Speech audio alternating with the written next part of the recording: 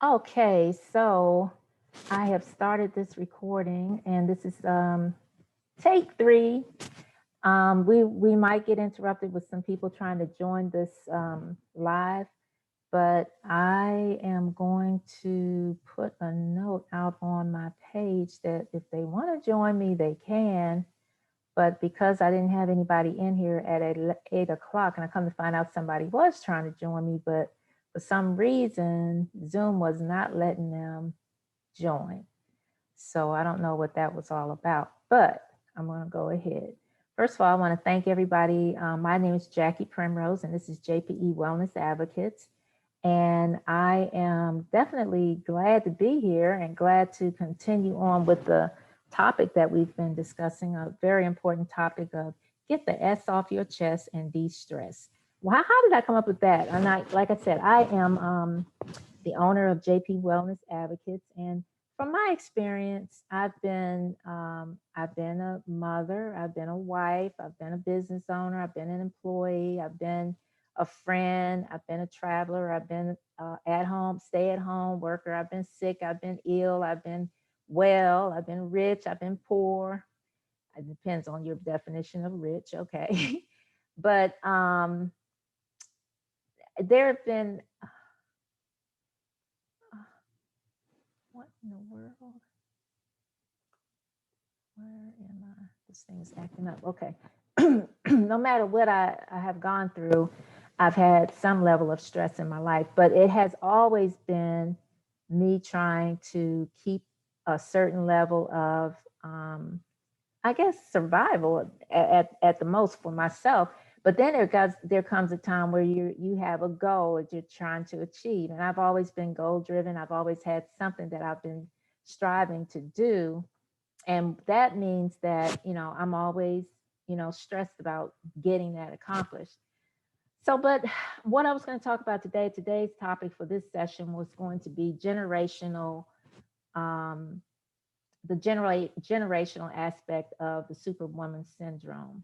And last week we had two guests, and they were very, very instrumental in helping me to understand how we sometimes find ourselves overcompensating for things. Either we're overcompensating for womanhood, we're overcompensating for motherhood, we're overcompensating for being the only this or the only that or the first this or the first that or the one who has so many high expectations. Our family put high expectations on us. So that was why this week I wanted to talk about the aspect of the expectations that our family put on us as far as being overachievers, overdoers, and not putting ourselves first. So, what this is going to do when you're attending these sessions, it's going to help you to realize that you don't have to put your health last, you don't have to stress, you don't have to lose sleep, you don't have to gain weight, you don't have to be the last one to take to get any self care. You take care of everyone else, but you really need to learn to take care of yourself, have mindfulness about what you're doing and a purpose and an intent, and pursue things that bring you joy, bring you peace, bring you a sense of satisfaction, things that you really care about, and not just pursuing things because you can't say no. And that was another thing that came out last week. We all talked about how difficult it is to say no to someone about things that they ask us to do. So we decided that we would talk about how the generational aspect of that has been. What is it that our family has put upon us that we can actually feel the presence of our family members even when they may no longer even be with us? Or we can feel the presence of our family or the pressures of our family, and we might live alone. But you think about it. Have you ever said, I want to write a book, and I want to write a book about my life, but I'm not going to write the book because I'm afraid of what my family might think? Okay, there's a pressure. Or maybe you might say, oh, I really want to buy that dress. It looks really good on me, but I'm not the type of person that will wear that. I don't know what people would say because it just might be too tight or too short. I'm not going to do that. That it might feel good to me, but I don't want to make anybody else feel comfortable. Or you'll say, I'm going to go to church And I'm not going to volunteer to help out because I really are not feeling my best today, but I'm going to do it anyway because even though I'm not feeling my best, I know it's what is expected of me. And or you might go to work and you might say, I know it's not my job to clean up the kitchen and the refrigerator every day, but I'm going to stay and do it because I know nobody else is going to do it. So these are the kinds of things we might have those kinds of conversations with ourselves, and that's how we end up seeing ourselves going into the superwoman syndrome. Now, you might say, well, that's not my family telling me that to clean the refrigerator at work. Well, because you were raised a certain way and you had a certain expectation of, do everything you can to be the best that you can. Never let someone be better than you at this, that, or the other. You put a lot of pressure on yourself. Even if you never achieve that, actually, a lot of people don't achieve the pressures or the expectations that their families put on them, but they keep striving for it. And that's the thing that really causes the stress is the fact that you're striving for something that you know you can't attain or you don't even really want to attain, but you want people to realize that you haven't forgotten that that's the way you were raised and that that's what you're going to do because that's what you know and that's what you were taught. But at some point, you can't be free that way. You realize that you cannot have true freedom if everything you're doing is because of something that somebody else imposed on you, a reality that someone else posed on you, an expectation that someone else posed on you, something that's not bringing you any joy, even if you achieved it. So what? The other person has probably forgotten that they had even put that expectation on you. I'll tell you a story about me and one of the things that drove me, and that's how I ended up in the tech field, which that's one of the reasons I ended up in the tech field. Or all the positions that I had were like techie like. But someone said one thing to me, and I don't know why, but that seemed to stick to me like glue. Don't ever let any boy be better than you at math. um I don't know why, but that stuck in my mind. And all my life I was striving to be good at math, to be good at science, to understand technical things.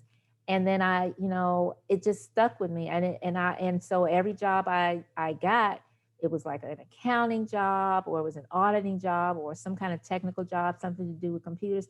And actually I did have an aptitude for that, and it did come easy to me because I guess I had put my mind to the I had convinced myself that that was my aptitude, that was my gift, or that was my calling.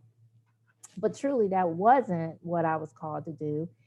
But it was something that I made a lot of money at, and that I could take care of my family, and that I felt I was good at, and that I did get a lot of accolades because of being in that area, and I got promotions and things like that.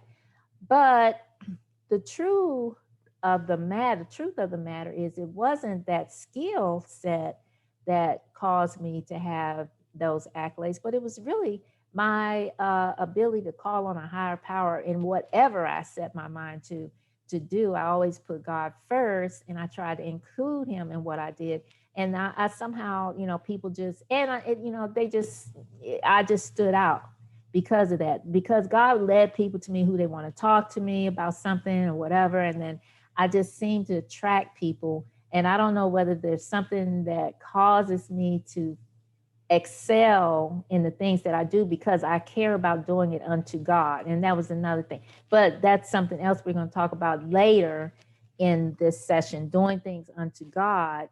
And does God really require us to have the level of expectation that we put on ourselves to be perfect? And I don't think that He does, because He tells us, cast our cares upon Him and allow Him to take the burden. And we don't do that. So it's not for us to be perfect, but we're only perfect in His power. So anyway, getting back to what we're talking about, generational wealth, not generational wealth, generational aspect of the superwoman syndrome. So when you're growing up as little girls, your mom has the expectation of you to be the cute little, I love pink and dolls and ribbons and bows, and I don't say dirty words. I don't like dirty things. I like to be clean and pink and smell like bubbles all the time. That's the way, usually that's the way that most girls are raised.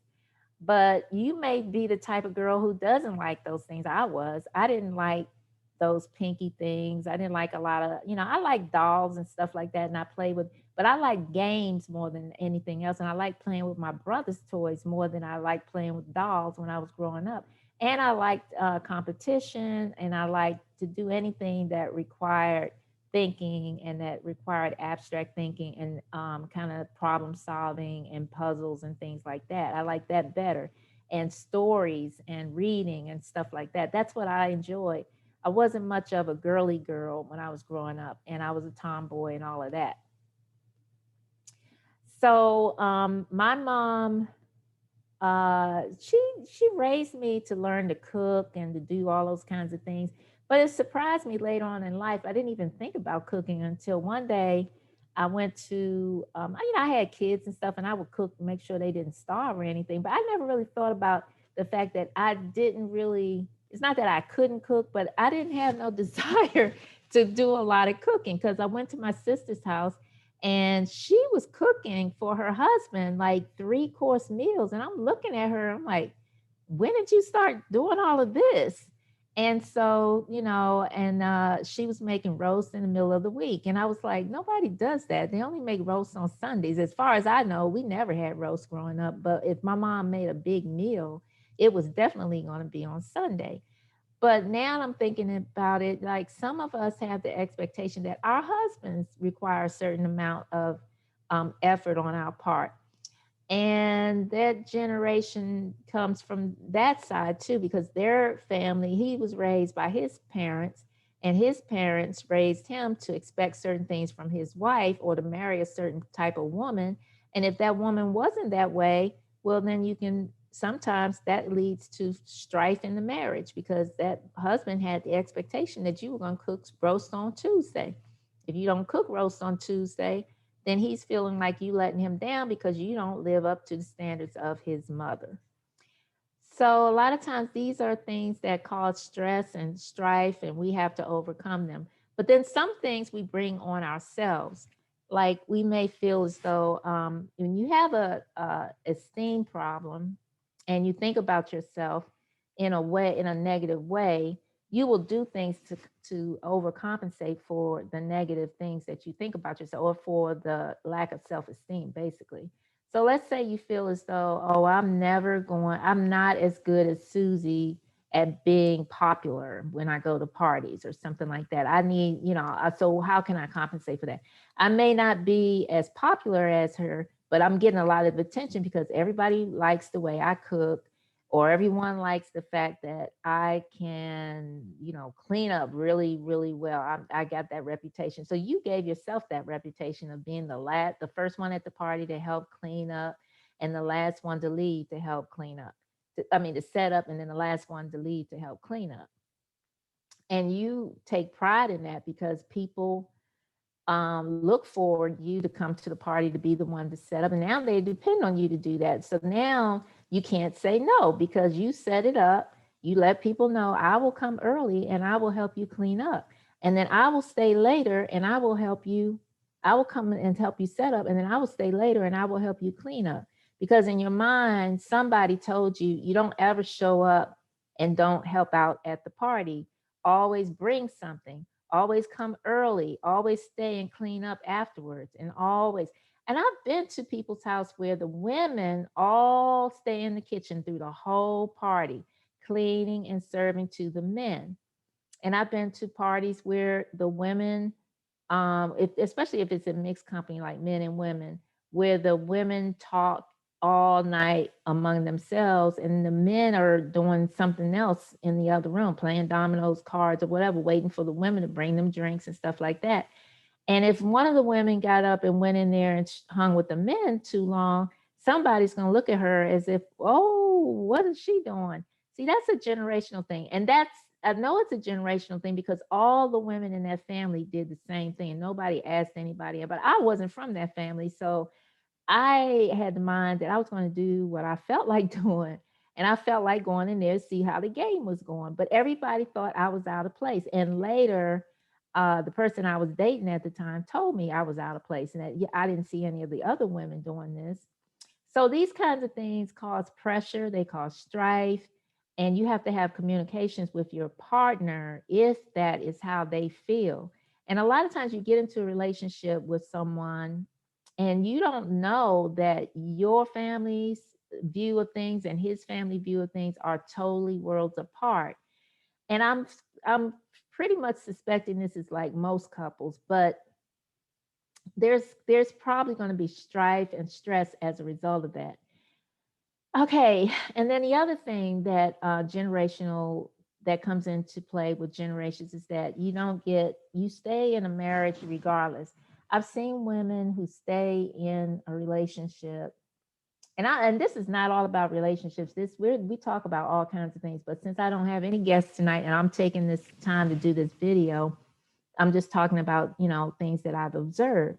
So I've seen women stay in relationships when they know it's not going to work because nobody in their family has ever left anybody. They stayed. My mother stayed with her husband and her mother stayed with her and they had 13 children and I only got 2 children. What would I look like leaving somebody and I can't even take care of 2 children. I can't even manage him and 2 children. And when my mom and grandma had 13 children and my grandma had her at 13 and I'm 20. So what we do is we compare ourselves to our generations and feel as though we have to do so much better because we have so much better. We don't have the same obstacles to overcome as they did. So we should be able to excel and do a whole lot more than what our foreparents did.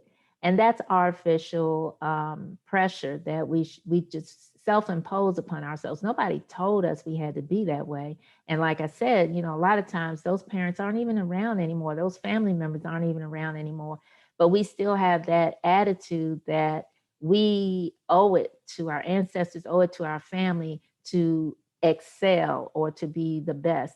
And then another thing with African American women, a lot of times we're the first and the only ones in the job as a Black American or Black um, woman to hold a position. And I've been there too many times where I was the first Black woman to hold a systems admin job for a company, or I was the first Black woman to hold a managerial job for this airline company, or the first Black woman promoted to whatever. And these things cause us to put pressure on ourselves because now we're not just representing our generation, but we're representing the whole a whole society of African Americans, and we're feeling as though we're letting them down if we aren't the perfect. And of course, you're going to have standards for yourself, and you're going to try to do the best you can with what you can. But it doesn't mean that you can't make a mistake. It doesn't mean that you need to kick yourself when you do make a mistake. It doesn't mean that you have to be perfect. It just means that you have something to be grateful for, that you should be grateful for. Well, first of all, that your foreparents or forefathers have made sacrifices to allow you to be the first one to take this position or the first one to go to college or whatever. Acknowledge that and be thankful of it and be grateful for it. But that doesn't mean that you have to be always striving to be perfect. And when you strive to be perfect, you put so much more pressure on because it's not attainable. First of all, perfection is an illusion. It's not attainable. You're not taking the time. You're focused more time on trying to be perfect, and you're not really taking any time on making yourself healthy or taking time to get the proper amount of sleep. And I've heard people say, I can get sleep when I'm dead. And that is not a good way to think. You don't want to think that the only time you're going to get rest is when you're dead, because believe me, you will eventually find that that is true, that you will get rest when you're dead. But you don't want that because you want to take advantage of the life that you're given. Like I said, be grateful and thankful for the life that you've been given and allow yourself to enjoy your life and to have an abundant life. So enough said about that. But I don't know. I would like to hear your thoughts about what you think about generational pressures that we put on ourselves. If you can relate to any of this, or if you feel as though this is way off base, I want to hear about it. And what can we do about it? Well, first of all, we need a change in our mindset. We need to realize that there is none perfect, no, not one, and that there is no one without sin. Just like there's no one without sin, there's no one without fault. There's no one who is perfect. Only Christ was perfect. And even he needed to ask for help from his father and get rest at times. So it's okay to ask this. That's number one. Nobody's perfect. Second, it's okay to ask for help. It is okay to ask for help. You don't have to do everything by yourself. Even if you are the first of anything in any position, or you're the first one to graduate from college or whatever, you still can ask for help. Always know that you can ask for help. And then, thirdly, show gratitude for where you are. And that way, you don't feel like you're in this by yourself, or you have to do this by yourself, or because if you created it by yourself, then you're going to feel like you have to maintain it by yourself. But if you give gratitude to the person who put you in that position, then you can continue to worship and ask for help. You can continue to walk in that position and ask for help, so that you're giving constant acknowledgement to how you got there. And that's going to take a load off you, a lot of pressure off of you, if you realize that you're not in this by yourself and that you do have help. And I like to think that Christ is a great help for me, but you have to determine that for yourself and come to that acknowledgement for yourself, as to who it is that opened the door for you, or what it is that opened the door for you, and be grateful for that. If it's your ancestors or whoever it is that you're thankful for, just show gratitude. That's going to take a lot of the pressure off. And then take a moment for yourself and say, I'm in this position. I'm grateful for this position. I didn't get here by myself. Now, what do I want to do with this? Have an idea of where you want to go in that position, or in the situation that you find yourself. If it's a first college graduate, or if you're the first Black this, or the first engineer, or the first one to create new air, a new way of breathing, or whatever it is that you did that's a great accomplishment. Just realize that, what do you want to do? How are you going to give back to someone else for what you did? And how will God use you in that position? So that you have a goal and a purpose as to why you're there, and you're not just running here and there, everywhere that somebody uh, points out that they want you to do. Because when you get in a position and people just keep on asking you, do this, do that, do the other, they don't seem to see any true value in what your position is. They just feel like you're a catch-all position. And if you see yourself as a catch-all position, everybody else will too. So you need to define what it is that you want to do in that position. And then not only define what you want to do, but also continue to keep your sights set on those goals, and communicate them with people constantly, so that people understand that, oh, that's what she does. So now that they know what you do, they won't come to you. If you're baking donuts, they're not going to come and ask you to make bagels, because now you've communicated that. So those are three things, communicate what you do, be grateful for what you do, and give acknowledgement for how you got there. And then just realize that you're not in this alone. So with that, I'm going to close it out and thank everyone who's listening to this video. If you want to give it a thumbs up, I appreciate it. If you want to share it, I appreciate it. If you feel as though you want to comment, I appreciate that too. So I really am interested in learning about you, and I thank you. If you follow my content, you can hit the notification bell on this video, and then you'll be notified when others come. And then next Thursday, this same time at 8 p.m. Central, I'm going to be doing the third session of JPE Wellness Advocates women's group, Get the S Off Your Chest and De-Stress. So thank you. This is Jackie Primrose with JP Wellness Advocates, and I hope you have a great evening. Thank you for joining me. Bye.